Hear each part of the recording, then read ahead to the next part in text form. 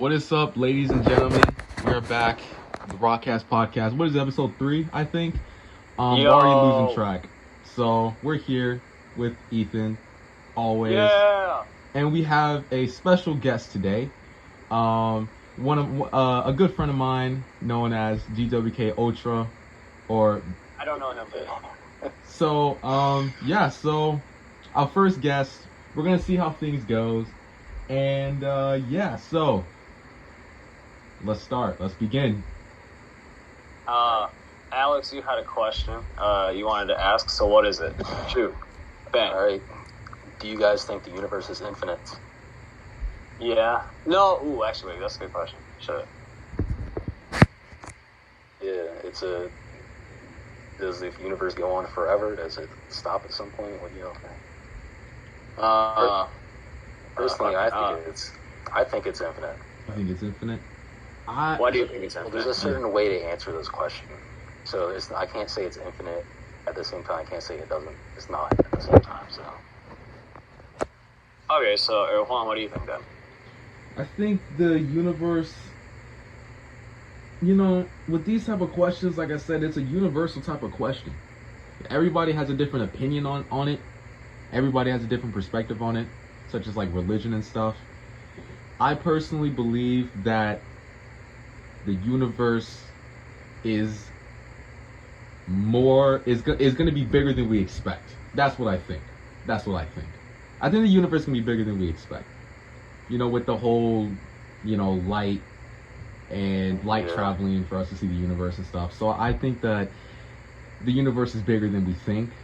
If it's infinite or not, we don't know. I don't think a lot of people perceive the universe as big as it actually is. Yeah. People don't get asked that question very much, so they don't really think about it. Yeah. And I just think it's because the universe is just so big. Our mind can't even wrap around the concept of how big the universe is. It's just like what's after death. We can't wrap our mind around what's after because we just don't know. We're not smart enough to. Yeah, that actually ties in with another thing I have to say after this. What is Ethan, what's your take on it? So. Yeah. I know the universe always expands. It's always expanding. It's always growing. And so, something like a room, like if something's expanding, eventually, once it fills up the entire room, it stops, right? Mm-hmm. But the universe keeps on expanding. It never stops. So I'm thinking, is there something outside of the universe? It's like, so say your room is the entire universe. What's outside your room? Mm-hmm. Like, you have a whole house, and then different rooms. So the universe, I don't know. It's not infinite, but it keeps growing. It just keeps going. So, I think, let's build off this question. So we talk about how big we think the universe is. I think the first question we should ask is, how are we going to get to travel the universe? I mean, shit, we can only get to the moon, and we're struggling to get to Mars, aren't we? So how do you guys think we're going to get to beyond, at the very least, the Milky Way? I don't know if we ever will, to be honest. Yeah. I mean, we might face it. I don't know. Probably might just die out by then. I don't think we'll ever make it that far. Okay, then what do you think we'll die out to? Do you think we'll die out to overpopulation? Do you think we're going to fucking die to a gigantic meteor? What do you think's going to happen? Either probably that or maybe war. Ooh, why war? I don't know. I think I saw somewhere that war is the probability of how we're gonna go out, but because it's I don't know why, but I saw that somewhere. So well, I mean, that is a way that we could die, but I mean, we've had wars for years, and the human race hasn't been extinct. Technology hasn't been as advanced as it is today, though. Like World War II, World War I, especially World War II, bombs and nukes were dropped or whatever, but imagine the stuff we have now, and if we had war today, what could happen, We do have war today. I'm saying like a giant world war, like where nukes are being dropped, atomic bombs, like it's like Hiroshima all over again in a way. I think there's in a sense, an etiquette, quote unquote, that we're not just gonna just use bombs on each other. And if that does happen to be the case, I feel like there's gonna be a gigantic ramification that's gonna happen on that country. Because I mean, let's say that there's this. Let's say if North Korea just goes insane and says, you know what, screw all of you guys. North Korea's the best. We're gonna nuke all of you, and then I'm pretty sure a good amount of the world's gonna say, no, Korea, how about you don't nuke the world? And then, you know, probably, you know, we're not gonna let that happen very easily.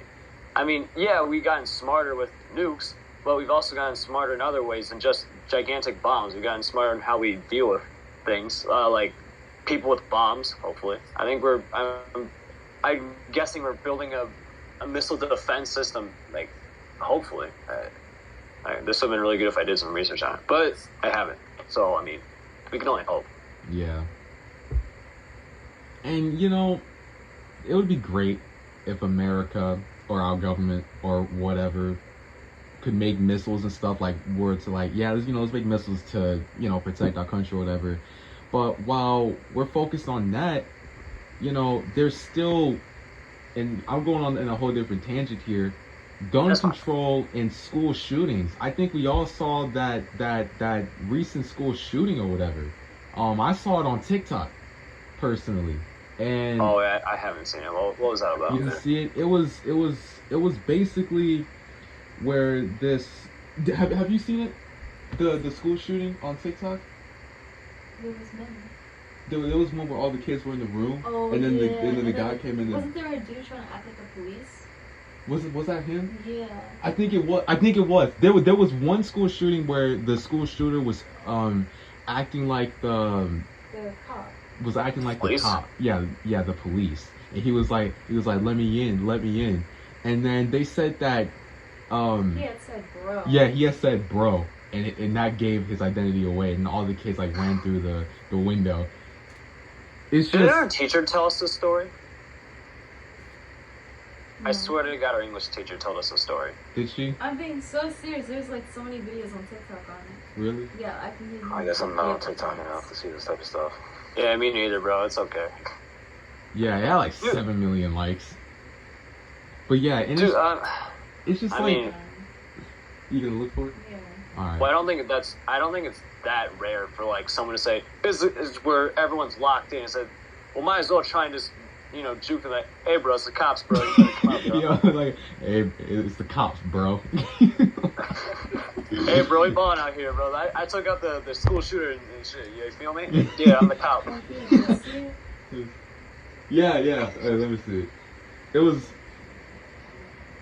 I know our listeners can't see it, but it was this one. If you guys ever saw that. Okay, I guess I'll provide a comment. The kids are. I can't fucking see. I literally just cannot. It says see school shooter pretends to be a cop.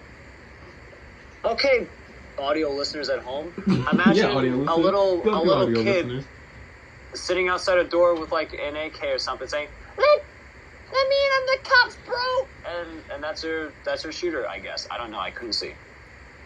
But yeah, so it's just kind of like, and honestly, I've been watching a lot of Eddie Bravo and Joe Rogan, so my mind is kind of full of conspiracy theories right now. Yeah. So, you know, that's how I kind of went on that gun control. But it's true. I feel like, what do you guys think about gun control? Do you think that they should really enforce it to make it where guns on people are basically scarce and you need a honest ID or something to be able to even have a gun? Or do you think that they're letting people get guns too easily, resulting in school shootings and stuff? Alex, I'll let you go first. I need to think for a second. I'm sitting here, like I'm trying to think, like, don't they do like stuff already to try to prevent that already? Like, yeah, it'd be really clean to get a gun, probably. I'm pretty sure. And these kids probably get them from other people, like buying them off of somebody who's or their parents. That person. or Yeah. that.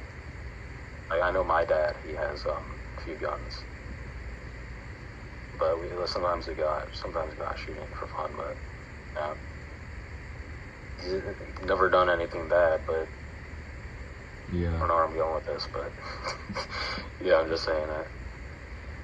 I think for now, if there's a guy with like an automatic rifle, right, and it can shoot really fast, I think that's kind of a problem. I know we've had the right to bear arms in case we need to like form a little militia and shit, but I mean, like, I don't think we've like had to do that for like centuries. Maybe I can't think of like a single time within our century where we've had to like bear arms against like an invading race of people or something, or like someone just like a bunch of people from different countries, I should say. I feel like I guess basically my answer is just going to come down to we need to, I guess, getting guns should be stricter. There should be better. I think there should be a better like at-home gun Like safety and control. like control, like at-home gun control, where kids can't just like say, "Oh, it's a gun. Oh, let's pick it up off my dad's old counter." Woo-wee. It should be like in a safe, or like just some sort of place where it's just not going to be easily accessible. Yeah. You could say, "Oh, but if there's a robber in my house and I have to open my safe and then he'll shoot me and find me, then I can't defend myself." Yeah, you could. Yeah, but you could also like not have to rely on your gun. You can just use other methods of self-defense. But I think that's also a very good point. But I think for now, school shootings, since there's so many school shootings right now, I think gun control should be a more primary, point of attention. Yeah. Then again, the problem is, how are we going to do that? And the other problem is, should we even do it? Because we should, I think, but it's just like, what are we going to have to probably give up in order to get a better gun control? Yeah. And how are we going to get the people to willingly, let that happen? It's kind of like, no matter what we do, there's just going to be school shootings. So I searched up school shooting incidents throughout the years, and the highest it's been besides this year was back in 2018, where there was around 50. This year it's 220. 220 school shootings. This chart demolishes everything else. Look at this. Okay, so audio listeners, imagine there's a very long line. Wait, I can show the top audio of a shorter listeners. line. Look at this. Wait, Very long line of there it is. little. Yeah. But yeah, Wait, Juan, did you ever look up why they did those school shootings? I think that's probably the most important reason why. Motivation. they're crazy. What motivation? They're crazy. Those people are crazy. They're not right in the head. Okay, but like just saying they're crazy isn't gonna like do much. It's like, because if we're just gonna keep saying, "Oh, they shot up our school because he's crazy," okay, so how do we solve that crazy? Wait. We kind of need a more specific, Okay, I got it. idea of a problem that's going on. Like, did he get bullied and he just wants to get revenge? Yeah, that's what they're saying. They said the number one reason is they want to get back at those who have hurt them. Okay, Which who now I said think of that? it, makes sense. It makes sense. So I take back the comment of they're crazy, because there's actually reasoning behind these school shootings. And then, yeah, other kids pick on them, make fun of them, bully them. Yeah.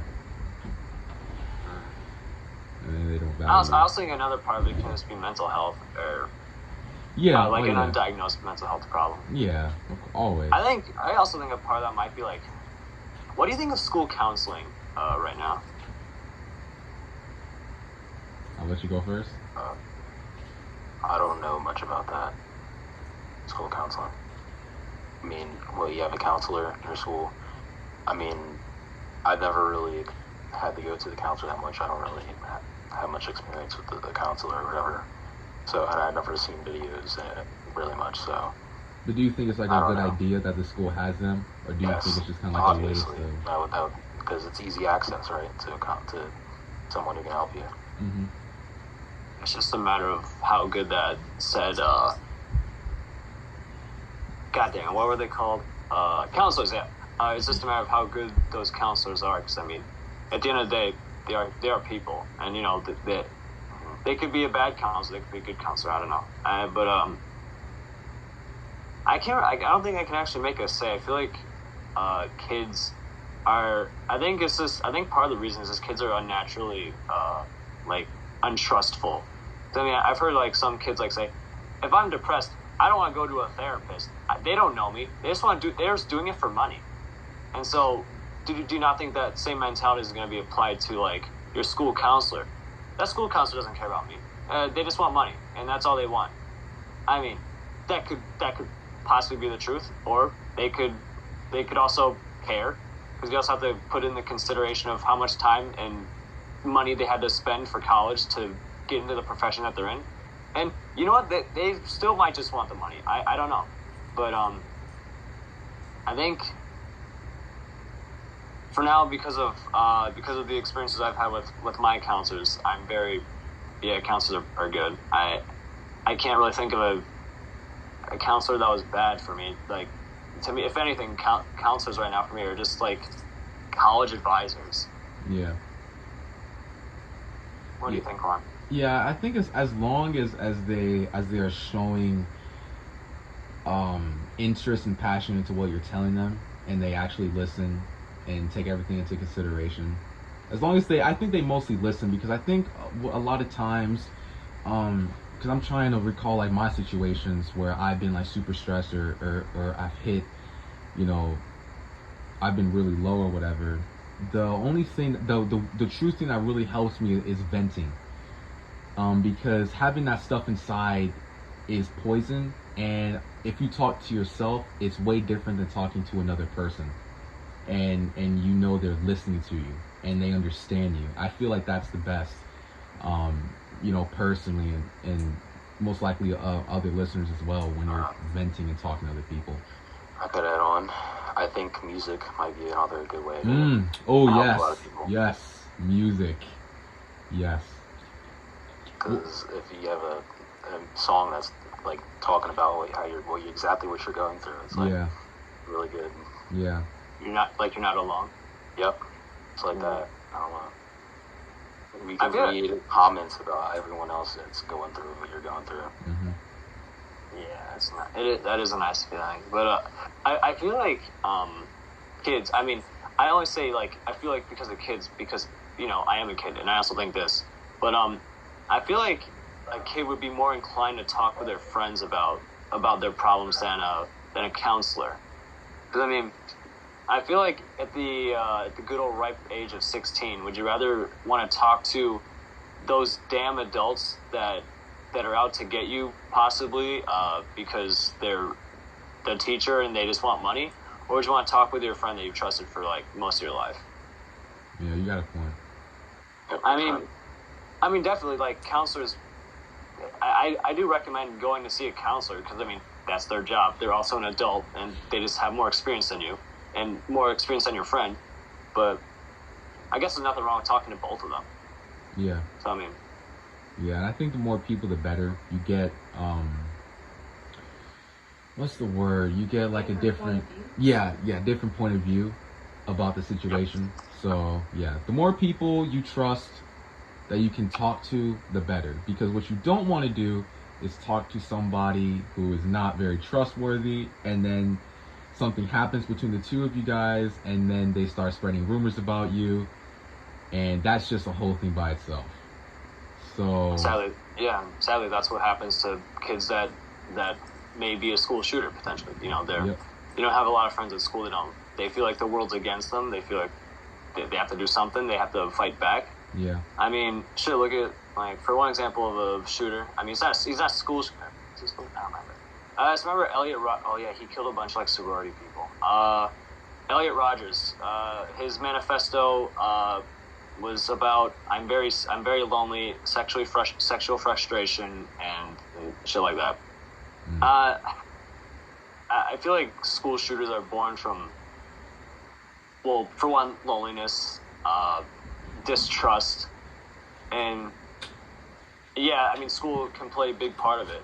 Then I haven't read the manifesto in a while, but I feel that another really important thing that we haven't talked about yet is house life. What is their house like? What is their family like? Is their father a drunk that gets home late and fucking slams a bottle at the wall and says, "What? Where is my damn martini?" And and then the wife goes, "Yes, dear, I will make you your sandwich," or something. And then, or is the father gonna be home and says, "Hey, sport, how was your soccer game?" "Oh, you lost? Ah, that ain't so bad. You'll win the next one. You just have to get better." And and so that could also come to school or home life. And it's also kind of like, yes, the parents could be good parents, but just like what sometimes parents tend to neglect, and I'm not no parent, so I'm not a professional in this field or whatever, but it's kind of like if you're not paying attention to your child and you're not really talking to them, you just say, "How was your day? It was good? Okay. You got homework? Okay." And then you kind of just move on with your life and let your kid do, their own thing. It could also still negatively affect the child, even if the parents are good, because the kid feels like he has nobody to really talk to, and he really is on his own, which, could stem from that loneliness and, possibly make him a school shooter. So, yeah, it's just listening to just being a good parent and interacting with your child, really getting to know them, know when they're feeling a certain way. You'll be able to tell, catch the vibe. Yeah. That's what I would say. Who is they, Juan? Who They, the hell is they? They is the imaginary people that are in my head, okay? Cheering me on as I talk. Jesus Christ. That's who they are. Alright, Holy adds more shit. power to the statement. Yeah, Osho, what do you think about it? Like the whole, parenting thing with school shooters and stuff. So on me? Yeah.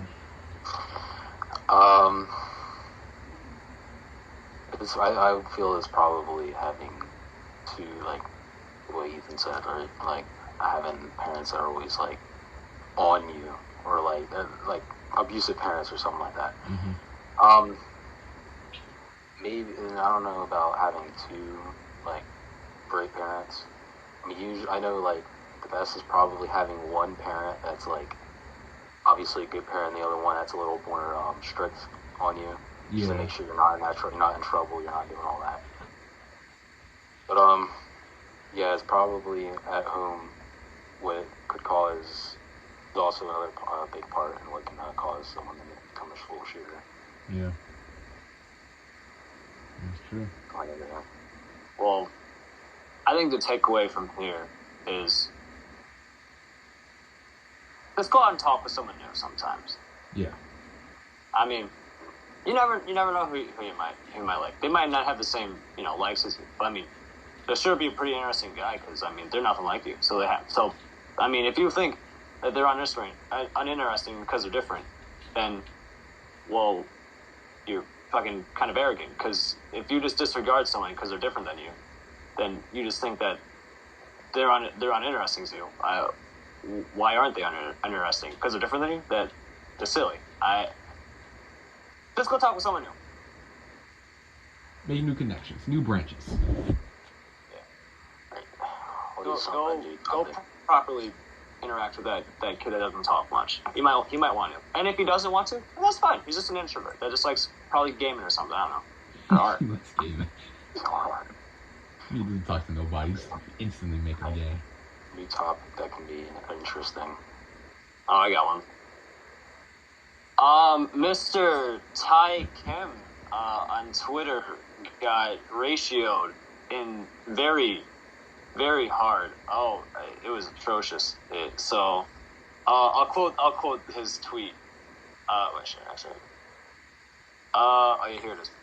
Hey, gaming industry, do you have a minute? It's time to grow up. Plenty of video games don't rely on cringe-inducing portrayals, but familiar gender tropes of the damsel in distress and their use of overly sexualized characters turn up far too often. Tykim. And he got a whopping 901 comments, 750 retweets, and 168 likes. Ooh-wee. Ooh-wee, did no one like that? Talking about, like, girls being sexualized in games? Yeah, so basically, Look at Fortnite. Women. Is that just Fortnite? Literally, bro. No, so he, one of the games that he brought up was Bayonetta, Genshin Impact, and I don't remember the other one. But what do you guys think? Why look at the article again? All right, well, whatever the first game was, don't know that one. Genshin Impact, I've seen it before. I haven't played it, so I'm not very familiar with it. This is what I'm Oh going to yeah, and Tomb Raider. He's talking about I never played Tomb Raider. I don't remember what the woman's name is. I'm gonna search up Genshin Impact. See what like the characters. I feel Laura like Contar, that's who it was.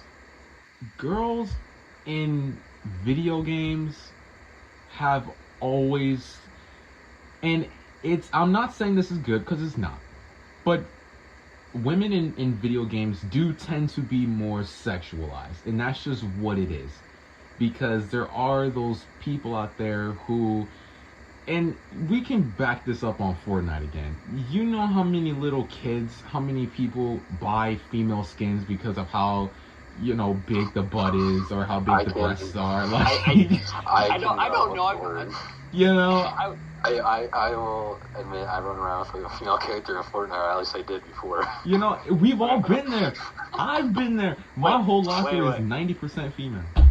Okay, wait. So, why was your guys' first initial example Fortnite out of all games? Because it's the most popular game. It's the most viable game to come back to. Yeah. Damn, I was thinking Nier Automata and shit, and you just think of Fortnite. Halo. I mean, you're not wrong, but Halo. What's that blue girl's name? Cortana. She is so sexualized. It's not only Fortnite, but it just draws the attention. What do you mean she's sexual? Her breasts are hanging off of her. Really? Wait, who's Have you never seen Cortana in what game? Halo. Search up Halo Cortana. Okay, hold on. Because I was thinking of I don't know, man. They just look like normal titties to me. No, it was a certain Halo. I think it might have been Reach or Force. It was one of them. Oh, it's 4. Yeah. Was it 4? Wait, that's not. Yeah, but that is so trivial. Are you serious? Just because a woman has kind of big titties means that she's an over-sexualized tool for men to use to eject their lustful pleasures? Dude. The community, they're doing the most. The gaming community has never had a problem. There's a lot of females in this gaming community. They don't have a problem. They know it's part of the game, and that's just how video games work. It's these new people coming in trying to cause controversy and be like, oh yeah, don't sexualize women no more. It's just we never really did. We're not having every female character walk around with just little, starfish covering her nipples. No, it's just not, come on now. I mean, it's just they just want to make the characters pretty. What the fuck? Literally. I mean, if women look pretty, they'll sometimes wear some revealing clothing.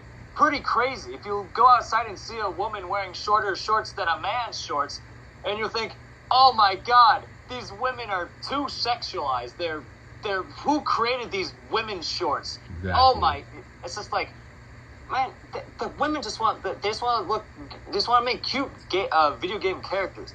And guess what? the character Bayonetta was made by female person. All right. So if you want to go argue with a woman that her own character is too sexualized, which was almost kind of the point, then I mean, go ahead, bro. You look like kind of a jackass doing it, but I mean, I try it, but you know, I'm gonna look it up. Who made?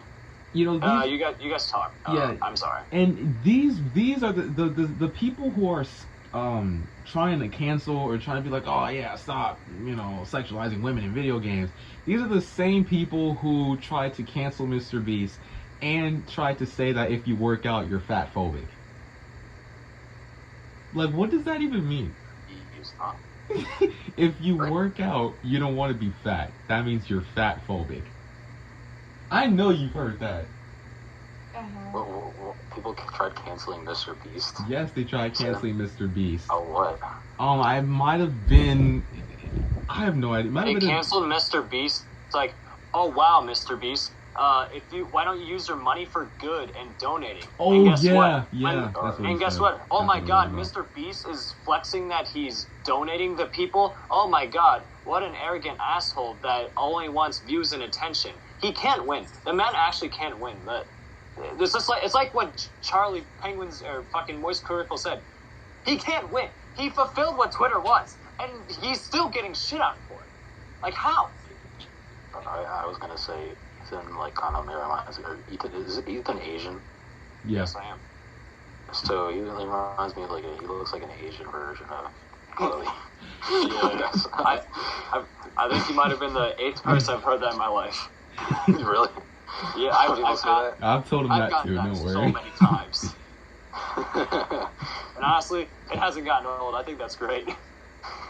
I'm surprised that's a I haven't made compliment. That's a the compliment. video yet. That's amazing. Maybe I should. I don't know. We have our own Moist Critical at our school. Yeah. I'm part of the critical. I don't know what they call it. The critical, the Moistiverse. I don't remember what they call it. Probably the Moistverse. I love that. The Moistiverse. That's so great. Okay, so. Okay. Oh, you can finish what you. Okay, This I forgot to. Since we're on the topic of video game women, that actually wasn't the point of that wasn't the point of the article, I think. So the headline title was "Video Game Industry Struggles to Shake Sexist Attitudes," and so one thing he brings up was like a woman that brought up, hey, can we not have like strong female characters that don't look like they came out of Victoria's Secret or something. Like that was the quote. Don't quote me on that. It was just a very loosely quoted quote. But apparently what happened is that the crowd booed and Blizzard ridiculed her because of what she said. And considering it's the video game community or the gaming community, I wouldn't be surprised honestly. And considering it's Blizzard, and you know how Blizzard is by now, people that are what the things that Blizzard has done, I honestly wouldn't be surprised if Blizzard ridiculed her, especially because of what they've done. So I mean, that's the thing of the article I agreed on. Yeah, I think some people in the industry and the gaming community might be a little bit okay. I think there's a little bit of a problem with women here, but I don't think the characters are part of that problem. Yeah. No, it's true. This has been going on for a long time. Just women in video games just have been more, and not even sexualized. Just kind of they just look like women, like So the fact that now it's just a big deal. In this day and age, they'll make anything a big deal. You know what I mean? I'm pretty soon question marks are going to be a big deal. Like, no, it's stupid. I mean,